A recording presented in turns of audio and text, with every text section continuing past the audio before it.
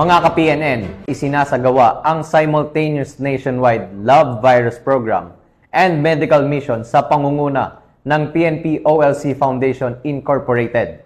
Katuwang ang Cardinal Santos Medical Center at iba't iba pang government and non-government organization ngayong araw sa PNP Multipurpose Center, Camp Brigadier General Rafael T. Crame, Quezon City. Ang programang ito ay nakatuon sa pagbibigay ng libreng serbisyong medikal para sa mga PNP personnel at kanilang mga pamilya, bilang pagkilala sa kanilang hindi matatawarang sakripisyo at dedikasyon sa serbisyo. Layunin ng medical mission na matugunan ang mga pangunahing pangangailangang medikal ng mga alagad ng batas, na madalas ay naisasantabi dahil sa kanilang mabigat na tungkulin sa bayan.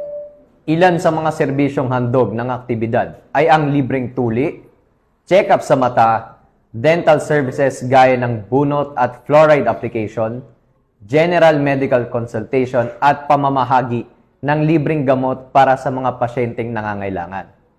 Pinangunahan ito ng mga miyembro ng PNP OLC Foundation Incorporated, kasama si Mrs. Mary Rose Marbil, ang kasalukuyang advisor ng organisasyon.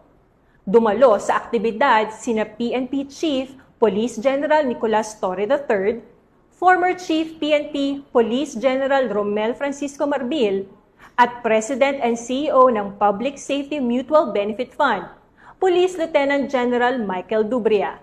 Inaanyayahan ang lahat ng PNP personnel at kanilang mga pamilya na dumalo at mag-avail ng mga libreng serbisyong medikal na inaalok sa aktibidad ngayong araw.